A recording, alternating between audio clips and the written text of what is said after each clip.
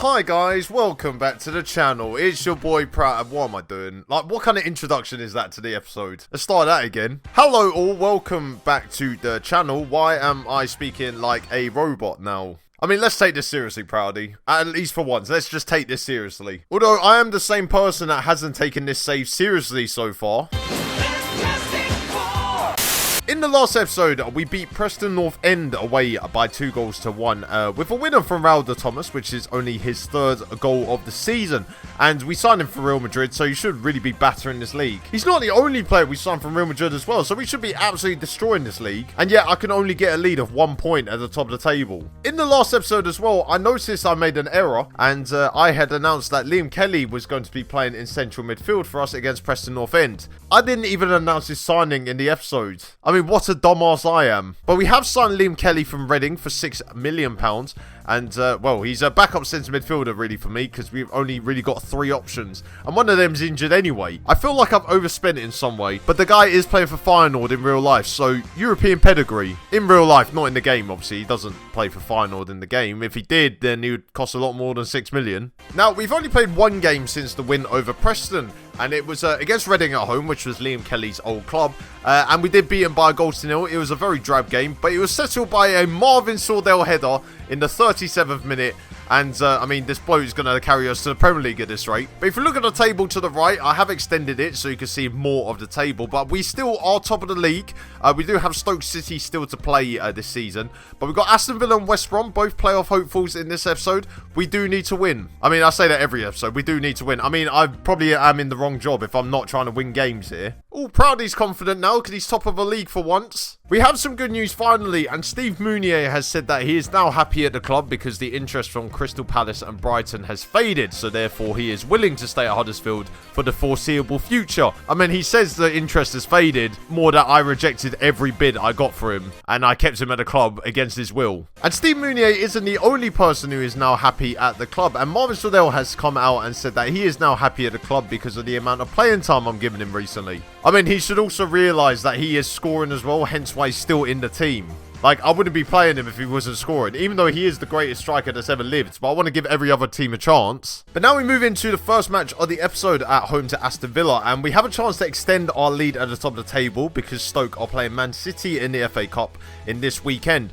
And also because Aston Villa have beaten us this season already, so we have to exact revenge on them. Starting off with the goalkeeper, Dean Henderson keeps his place in goal for another episode. There is one change to the defence, and Ben Gibson makes a shock return at centre-back because Jorgensen is too tired and Carnine isn't match fit. So Gibson is the next best option. There is also one change to the midfield, and Liam Kelly has been dropped out of the matchday squad and Chris Brunt replaces him. And we haven't gone with 2 strikers up front, so Steve Mounier will partner Marvin Sordell up front. It's a winning combination, although I've not tried the combination yet, so I have no idea if it is. I cannot fathom to think what would happen if we lose this game today. All the teams below me are chomping on my heels. The board really want me to get promotion. I mean, they keep reminding me all the time. And also, financially, we would be great because we got a lot of money and because I sold loads of players. That's why I can spend lots of money in the championship. Conor Hourihane had the first highlight of the game and his free kick was well saved by Dean Henderson.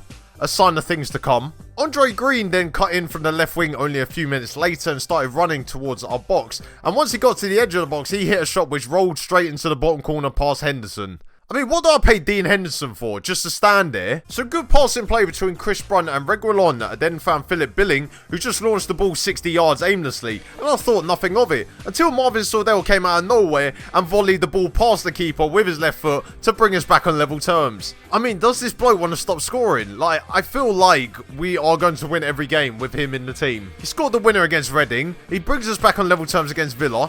What more do you want? Scored against Preston as well, by the way, so that's 3-3. And then we were on the attack again as Sordell found Tommy Smith on the wing, and his cross into the box found Steve Mounier, who just headed wide. And we could have turned the game around in about a minute. We got into half-time drawing 1-1, and I thought to myself, we're not playing too badly at the moment. All we need is really another chance, and probably score again, and we'll win the match easy. Not like that philosophy has ever gone wrong before. And it only took Aston Villa 2 minutes into the second half for them to get a chance. And Jonathan Kodjia was played through, but he shot straight at Dean Henderson. Once again, I feel like this is a sign of things to come. And it certainly was, as Conor Hourihane's free kick was headed on towards John McGinn, who headed it past Dean Henderson. And at the time, I thought to myself, how have we let someone head it on to John McGinn? I didn't think much of it. until I watched the second replay and Ben Gibson was the one who headed it on to John McGinn. Is this bloke for real? And then I subbed him off straight after and brought Matthias Jorgensen. I don't care if the guy is going to die of tiredness. He's playing instead of Ben Gibson. Pratt. Andre Green was still running the show on that left wing and cut inside again and then shot straight at Dean Henderson. We are really struggling here. Really struggling. I play 4-4-2 and then suddenly we get dominated.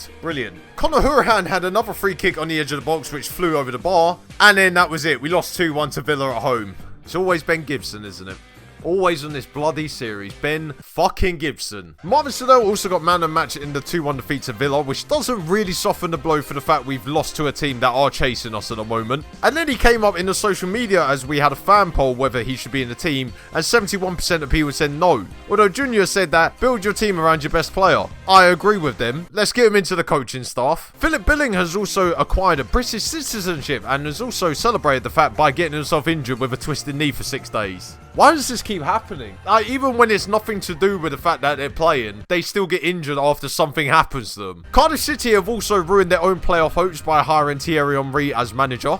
Yeah, boy. Paul Clement has also said that Stoke are the current favourites for the title, despite the fact that we're still top of the league pool. Are you taking the piss? He's going down the same road as the Winkler at this rate. And now into our second game against West Bromwich Albion away, and we have made a few more changes to the side, but we do keep the same system. Dean Henderson once again starts off in goal for us. After Ben Gibson decided to give Aston Villa the win, we've dropped him out of the team completely, and Khan Ayan then returns to the squad despite not being match fit. The midfield changes and Chris Brunt now moves out wide with Hudson-Odoi dropped to the bench, and Sergio Gomez now moves into central midfield, and Mounier and Sordell are up front again.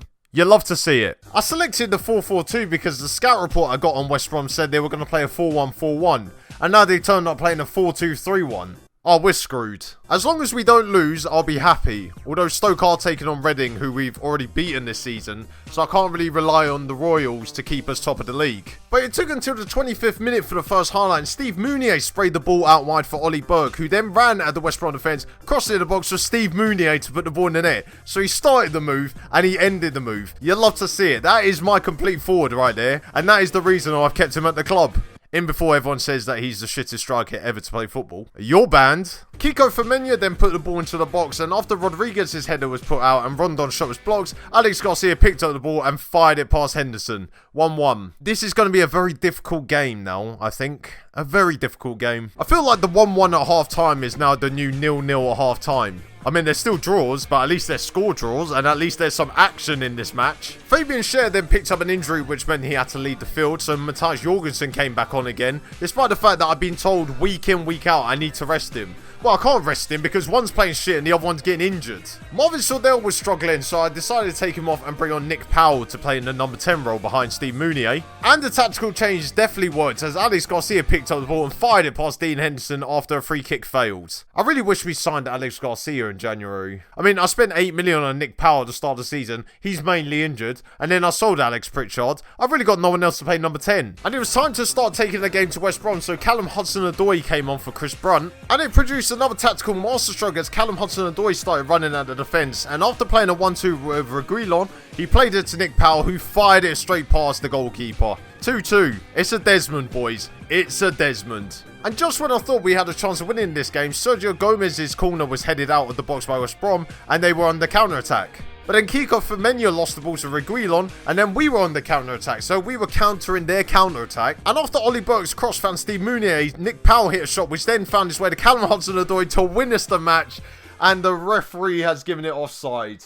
I can't believe it. I cannot believe it. And I mean, that is the fine margins between winning promotion and potentially being in the playoffs. But we've drawn 2-2, and we found out the great news that Stoke lost to Reading, so we're still top of the league. Oh wait, hold on, no we're not. Norwich won, and now they're top of the league. Where did Norwich come from?